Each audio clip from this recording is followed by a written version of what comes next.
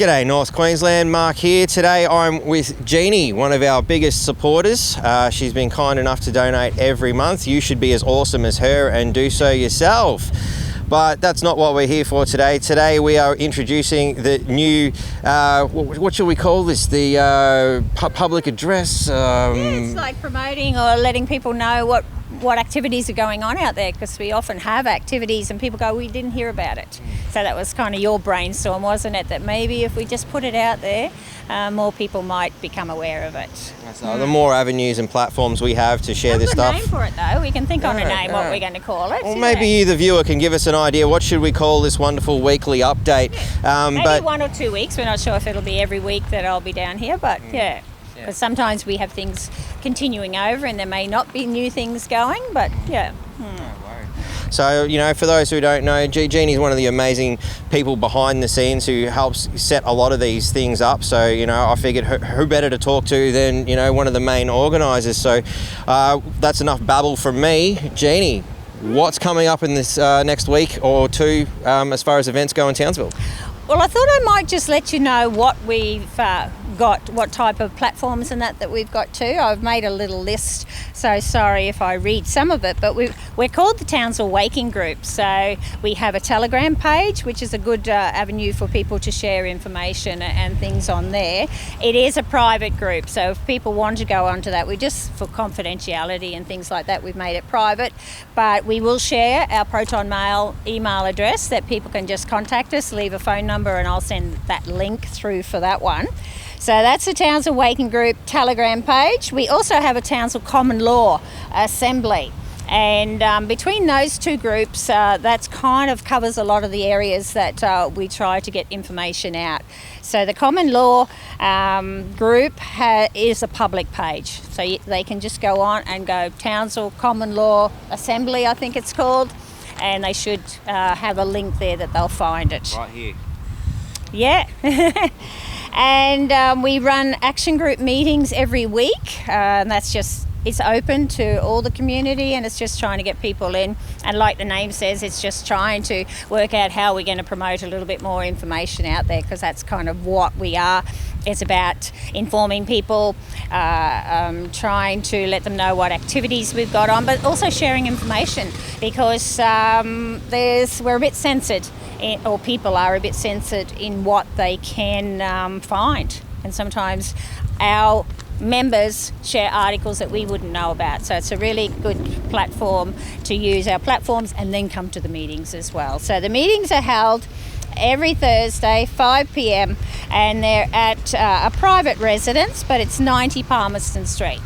Okay, so bring your own chair, very informal, sit around and chat and hopefully brainstorm ideas and work on planning as well. We try to make it that it's pretty open for people to have as much information and input into it. So it's not run from any top tier down, it's getting everybody involved. So, and the common law that I was talking about as well, that they have a meeting, but it's once a month, and it's the first Saturday, is it? First Saturday of each month, and it's 5 p.m. at 32 Macrossan Street. So South Townsville? South Townsville, yeah. Gold coin donation if you want to. We do take donations just to keep, printing costs and minor costs going. We also have a Townsville Waking Group schedule Telegram page, so that one just puts the activities in. Instead of sometimes when you're going through your Townsville Waking Group Telegram page, you have tons of articles and you may lose the actual notice beforehand. So everything's put on that Waking Group schedule.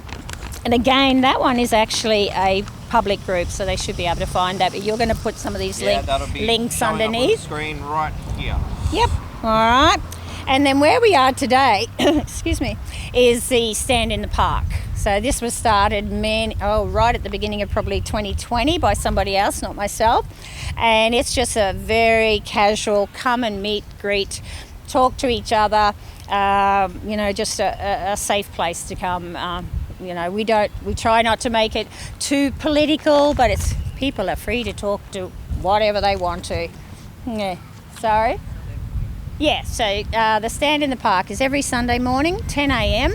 And we're here at the Strand Park, and we're down the northern end of the Strand Park, and right across the road is our police beat. So it's easy to find us. We're under like the paperbark trees down the end. Depending on who's picked up a table before us, you'll find us around. And we also have started up what we call the Townsville Sustainable Market Garden community kind of thing. And that was just to try and network out to more people out there, because, you know, we're into freedom and everything, but we're also into self-sustainability. So it's about people learning new skills, and none of us, well, I'll speak for myself, not a real avid gardener, so that's what the Sustainable Garden Group is about. We come down here to stand in the park as well. So we'll be down here every Sunday morning, down opposite the police beat.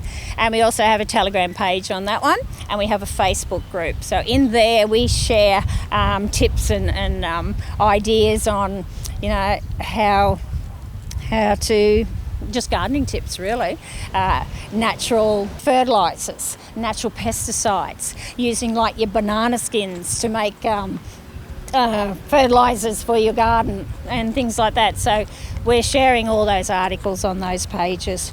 We have occasionally we have get-togethers, picnics down Palmerston Park sometimes. There's nothing really planned at this stage, but we'll probably have something coming up in the short future, and that'll come up on future updates and obviously pages. Yeah, that's right. So when we do know a date, we're talking about it, but we haven't got a date just yet. So we were going to try and maybe do it every month or so, but we haven't got a date coming up for that one. We're doing community workshops as well. So we've had a few of those over the last few, maybe the last 5 weeks or so. And some of the topics we covered were things like self-defense, a little basic introduction to self-defense by somebody that's actually been an instructor. And we've done financial diversification. So somebody that had been in like the crypto or the trade market for the last 15 years. So he came along and talked to our little group. And we had a lady with immense experience talking about prepping for the future as well. So she had a big gathering. We went down and on a Sunday morning, and she told us all about her experiences and just basically gardening prepping, financial prepping, and things like for uncertain economy at the moment.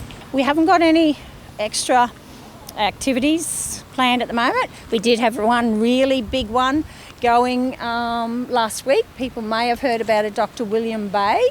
He comes from down Brisbane way. He's a bit of a brave, pioneering doctor who's actually standing up to say that he's not in agreement to mandates and the vaccine restrictions and things like that. So he's not an anti-vaxxer. He's just basically giving people choices. So he's been going around and standing rallies outside of, you know, controversial people of interest or maybe political buildings and things like that. So he came up here. He came up here last Tuesday, did 3 roadside stands, and we had a public forum. So the public forum was really well received.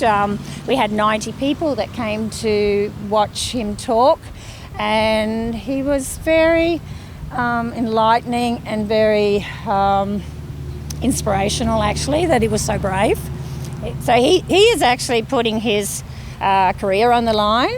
He's putting his livelihood on the line to stand up for what he believes is everyone's right to have freedom of body autonomy and freedom of choice. So he stood up and talked to everybody. It was publicised. It was recorded and shared to 20,000 people. So it was a live stream. So he's hopefully encouraging other doctors and other maybe medical staff in the health system to, if they've got those reservations and they know or they feel that things aren't right, that they may stand up with him as well. So he's starting a bit of a crusade. We did have one doctor here. I saw him in Brisbane on the weekend. He had another doctor that stood up. So bit by bit there are a few doctors that are coming forward because, you know, people have a right to freedom of choice.